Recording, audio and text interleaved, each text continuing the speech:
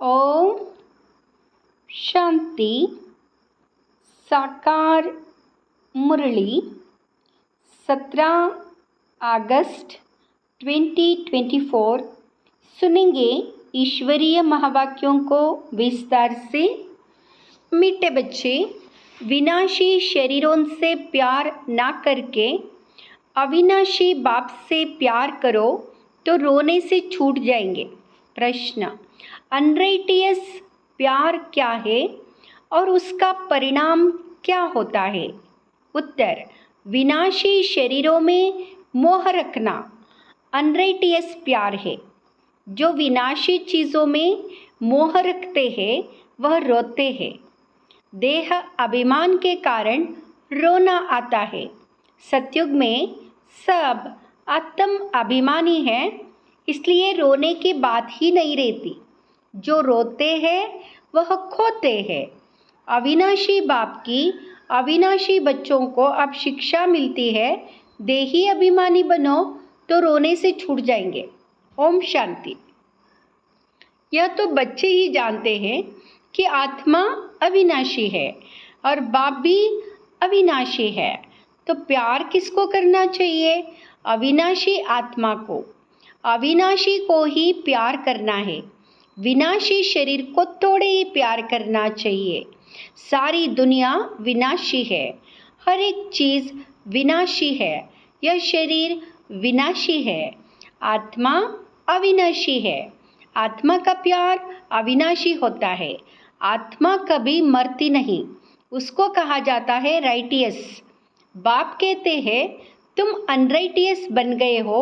वास्तव में अविनाशी का अविनाशी के साथ प्यार होना चाहिए। तुम्हारा प्यार विनाशी शरीर के साथ हो गया है, इसलिए रोना पड़ता है। अविनाशी के साथ प्यार नहीं, विनाशी के साथ प्यार होने से रोना पड़ता है। अभी तुम अपने को अविनाशी आत्मा समझते हो तो रोने की बात नहीं, क्योंकि आत्म अभिमानी है। तो बाप अब तुम बच्चों को आत्म अभिमानी बनाते हैं। देह अभिमानी होने से रोना होता है। विनाशी शरीर पिछाड़ी रोते हैं, समझते भी है आत्मा मरती नहीं है। बाप कहते हैं अपने को आत्मा समझो। तुम अविनाशी बाप के बच्चे अविनाशी आत्मा हो, तुमको रोने की दरकार नहीं। आत्मा एक शरीर छोड़ जाए दूसरा पार्ट बजाती है, ये तो खेल है। तुम शरीर में ममत्व क्यों रखते हो? देह सहित देह के सब संबंधों से बुद्धि योग तोड़ो। अपने को अविनाशी आत्मा समझो। आत्मा कभी मरती नहीं। गायन भी है, जो रोया सो खोया। आत्म अभिमानी बनने से ही लायक बन जाएंगे। तो बाप आकर देह अभिमानी से आत्म अभिमानी बनाते हैं। कहते हैं तुम कैसे भूले हुए हो, जन्म जन्मांतर तुमको रोना पड़ा है। अब फिर से तुमको आत्म अभिमानी बनने की शिक्षा मिलती है, फिर तुम कभी रोएंगे ही नहीं। यहाँ है रोने वाली दुनिया, वहाँ है हंसने की दुनिया। यहाँ दुख की दुनिया, वह सुख की दुनिया। बाप बहुत अच्छी रीति से शिक्षा देते हैं। अविनाशी बाप की अविनाशी बच्चों को शिक्षा मिलती है। वह देह अभिमानी है तो देह को ही देख शिक्षा देते हैं, तो देह की याद आने से रोते हैं। देखते भी है शरीर खत्म हो गया, फिर उनको याद करने से क्या फ़ायदा? मिट्टी को याद किया जाता है क्या? अविनाशी चीज़ ने जाकर दूसरा शरीर लिया। यह तो बच्चे जानते हैं। जो अच्छा कर्म करता है उनको फिर शरीर भी अच्छा मिलता है। कोई को खराब रोगी शरीर मिलता है, वह भी कर्मों अनुसार है। ऐसा नहीं कि अच्छा कर्म किया है तो ऊपर चले जाएंगे, नहीं, ऊपर तो कोई जा नहीं सकते। अच्छे कर्म किए हैं तो अच्छा कहलाएंगे। जन्म अच्छा मिलेगा, फिर भी नीचे तो उतरना ही है। तुम जानते हो कि हम चढ़ते कैसे हैं।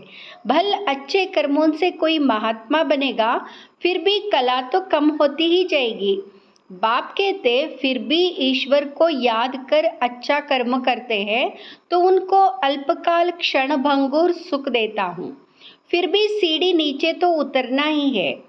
नाम करके अच्छा हो, या तो मनुष्य अच्छे बुरे कर्मों को भी नहीं जानते हैं। रिद्धि सिद्धि वालों को कितना मान देते हैं, उन्हों के पिछाड़ी मनुष्य जैसे हैरान होते हैं। है तो सारा अज्ञान। समझो कोई इनडायरेक्ट दान पुण्य करते हैं, धर्मशाला हॉस्पिटल बनाते हैं, तो दूसरे जन्म में उसका एवजा जरूर मिलता है। बाप को याद करते, भल गालियां भी देते हैं, तो भी मुख से भगवान का नाम कहते हैं। बाकी अनजान होने कारण जानते कुछ नहीं। भगवान को याद कर रुद्र पूजा करते, रुद्र को भगवान समझते, रुद्र यज्ञ रचते हैं, शिव व रुद्र की पूजा करते हैं। बाप कहते मेरी पूजा करते, परंतु बेसमझी से क्या क्या बनाते हैं, क्या क्या करते हैं। जितने मनुष्य उतने उन्हों के गुरु हैं। झाड़ में नए नए पत्ते टालटालियाँ आदि निकलते हैं, तो वह कितना शोभते हैं। सतोगुणी होने के कारण उनकी महिमा होती है। बाप कहते हैं कि यह दुनिया है ही विनाशी चीज़ों को प्यार करने वाली। कोई कोई का बहुत प्यार होता है तो मोह में जैसे पागल बन जाते हैं। बड़े बड़े सेठ लोग मोहवश पागल हो जाते हैं। माताओं को ज्ञान ना होने कारण विनाशी शरीर पिछाड़ी विधवा बन कितना रोती, याद करती रहती है। अभी तुम अपने को आत्मा समझ दूसरे को भी आत्मा देखते हो तो ज़रा भी दुख नहीं होता। पढ़ाई को सोर्स ऑफ इनकम कहा जाता है। पढ़ाई में एम ऑब्जेक्ट भी होती है, परंतु वहाँ है एक जन्म के लिए गवर्नमेंट से पगार मिलता है। पढ़कर धंधादौरी करते हैं तब पैसे आदि मिलते हैं। यह तो फिर बात ही नहीं है। तुम अविनाशी ज्ञान रत्नों से झोली कैसे भरते हो। आत्मा समझती है कि बाबा हमको अविनाशी ज्ञान खजाना देते हैं। भगवान पढ़ाते हैं तो ज़रूर भगवान भगवती ही बनाएंगे, परंतु वास्तव में इन लक्ष्मी नारायण को भगवान भगवती समझना रंग है। अभी तुम बच्चे जानते हो, ओहो जब हम देह अभिमानी हो जाते हैं तो हमारी बुद्धि कितनी डिग्रेड हो जाती है, जैसे जानवर बुद्धि बन जाते। जानवरों की सेवा भी बहुत अच्छी होती है, मनुष्यों की तो कुछ भी नहीं। रेस के घोड़ों आदि की कितनी संभाल होती है। यहाँ के मनुष्यों की देखो क्या हालत है। कुत्ते को कितना प्यार से संभालते हैं, चाटते रहते हैं, साथ में सुलाते भी है। देखो दुनिया का क्या हाल हो गया है। वह सतयुग में यह धंधा होता नहीं। तो बाप कहते हैं बच्चों, तुमको माया रावण ने अनराइटियस बना दिया है।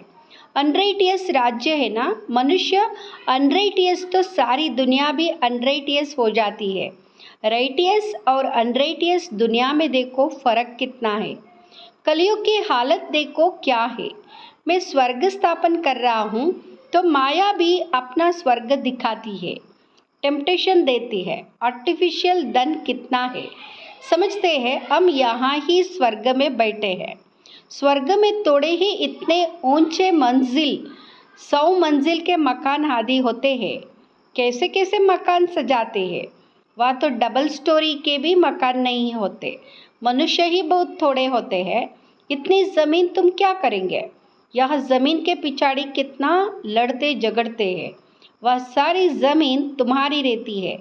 कितना रात दिन का फर्क है। वह लौकिक बाप, यह पारलौकिक बाप है। पारलौकिक बाप बच्चों को क्या नहीं देते हैं। आधा कल्प तुम भक्ति करते हो, बाप साफ कहते इनसे मुक्ति नहीं मिलती है, अर्थात मेरे से नहीं मिलते। तुम मुक्तिधाम में मेरे से मिलते हो, मैं भी मुक्तिधाम में रहता हूँ, तुम भी मुक्तिधाम में रहते हो। फिर वहाँ से तुम स्वर्ग में जाते हो। वह स्वर्ग में मैं नहीं होता, यह भी ड्रामा है। फिर हुबहू ऐसे रिपीट होगा। फिर यह ज्ञान भूल जाएगा, प्रायलोप हो जाएगा। जब तक संगम युग नहीं आया है तब तक गीता का ज्ञान हो कैसे सकता। बाकी जो भी शास्त्र आदि है वह है भक्ति मार्ग के शास्त्र। अब तुम नॉलेज सुन रहे हो। मैं बीज रूप ज्ञान का सागर हूँ। तुमको कुछ भी करने नहीं देता, पाव भी पढ़ने नहीं देता। पाव किसका पढ़ेंगे, शिव बाबा के तो पाँव है नहीं, यह तो ब्रह्मा के पाँव पड़ना हो जाएगा। मैं तो तुम्हारा गुलाम हूँ।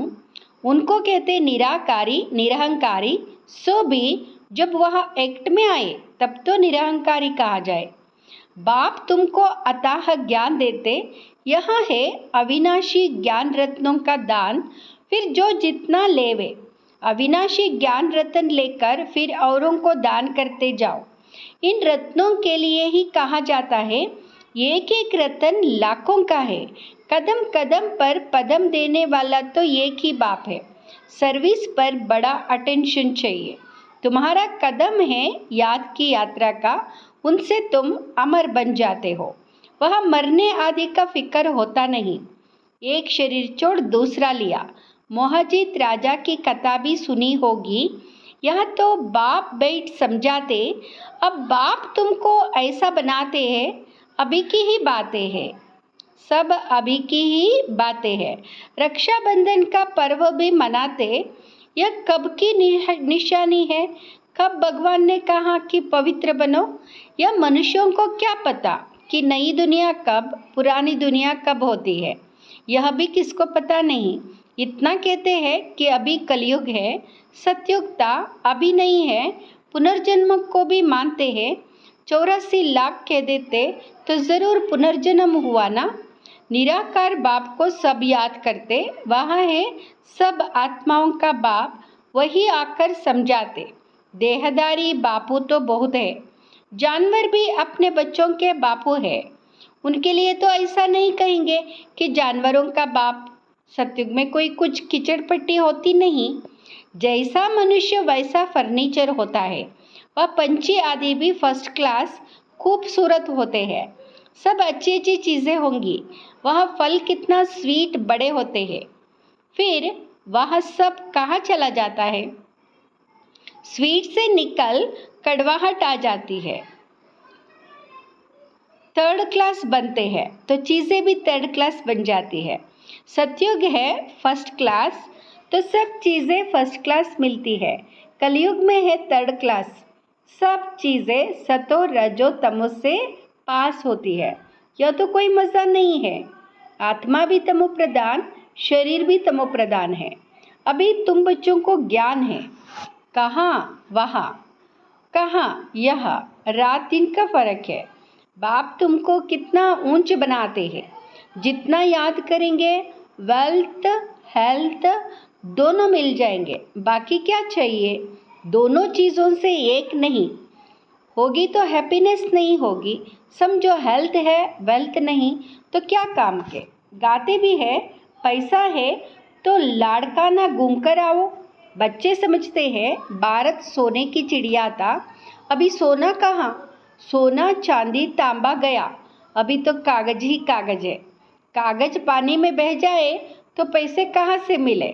सोना तो बहुत भारी होता है, वहाँ ही पड़ा रहता है। आग भी सोने को जला ना सके तो यह सब दुख की बातें हैं। वहाँ यह सब बातें होती नहीं। यहाँ इस समय अपार दुख है। बाप आते ही तब है जब अपार दुख है। कल फिर अपार सुख होगा। बाबा तो कल्प कल्प आकर पढ़ाते, यह कोई नई बात थोड़ी है। खुशी में रहना चाहिए, खुशी ही खुशी, यहाँ अंत की बात है। अतीन्द्रिय सुख गोप गोपियों से पूछो, पिछाड़ी में तुम बहुत अच्छी रीति समझ जाते हो। पिछाड़ी में अच्छी रीति समझ जाते हो। रियल शांति किसे कहा जाता है, यह बाप ही बतलाते। तुम बाप से शांति का वर्षा लेते हो, उनको सब याद करते। बाप शांति का सागर है। बाप समझाते हैं मेरे पास आ कौन सकते हैं। फलाना फलाना धर्म फलाने फलाने समय पर आते हैं, स्वर्ग में तो आ न सके। अभी साधु संत ढेर निकल पड़े हैं तो उनकी महिमा होती है। पवित्र है तो उनकी महिमा ज़रूर होनी चाहिए। अभी नए उतरे हैं, पुरानों की तो इतनी महिमा हो ना सके। वह तो सुख भोग तमोप्रधान में चले गए हैं। कितने ढेर गुरु किस्म किस्म के निकलते जाते हैं। इस बेहद के जाड़ को कोई जानते नहीं है। बाप समझाते हैं कि भक्ति की सामग्री इतनी है जितना जाड़ फैला होता है। ज्ञान बीज कितना थोड़ा है, भक्ति को आधा कल्प लगता है। यह ज्ञान तो सिर्फ इस एक अंतिम जन्म के लिए है। ज्ञान को प्राप्त कर तुम आधा कल्प के लिए मालिक बन जाते हो। भक्ति बंद हो जाती है, दिन हो जाता है, अभी तुम सदा काल के लिए हर्षित बनते हो। इसको कहा जाता है ईश्वर की अविनाशी लॉटरी। उसके लिए पुरुषार्थ करना पड़ता है। ईश्वरीय लॉटरी और आसुरी लॉटरी में कितना फर्क होता है। अच्छा, मीठे मीठे सिकिलदे बच्चों प्रति माता पिता बाप दादा का याद प्यार और गुड मॉर्निंग। रूहानी बाप की रूहानी बच्चों को नमस्ते।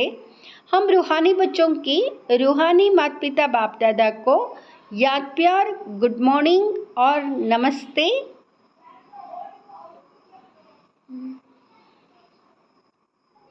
धारणा के लिए मुख्य सार। फर्स्ट, तुम्हारे याद के हर कदमों में पदम है, इससे ही अमर पद प्राप्त करना है। अविनाशी ज्ञान रतन जो बाप से मिलते हैं उनका दान करना है। दूसरा, आत्म अभिमानी बन अपार खुशी का अनुभव करना है। शरीरों से मोह निकाल सदा हर्षित रहना है, मोहजीत बनना है। वरदान, हर घड़ी को अंतिम घड़ी समझ सदा रूहानी मौज में रहने वाले विशेष आत्मा भाव। हर घड़ी को अंतिम घड़ी समझ सदा रूहानी मौज में रहने वाली विशेष आत्मा भाव। संगम योग रूहानी मौजों में रहने का युग है, इसलिए हर घड़ी रूहानी मौज का अनुभव करते रहो। कभी किसी भी परिस्थिति या परीक्षा में मूंझना नहीं, क्योंकि यह समय अकाले मृत्यु का है। थोड़ा समय भी अगर मौज के बजाय मूंझ गए और उसी समय अंतिम घड़ी आ जाए तो अंतमति सोगति क्या होगी। इसलिए एवरीडे का पाठ पढ़ाया जाता है। एक सेकंड भी धोखा देने वाला हो सकता है, इसलिए स्वयं को विशेष आत्मा समझकर हर संकल्प बोल और कर्म करो और सदा रूहानी मौज में रहो। स्लोगन, अचल बनना है तो व्यर्थ और अशुभ को समाप्त करो। अचल बनना है तो व्यर्थ और अशुभ को समाप्त करो। ओम शांति।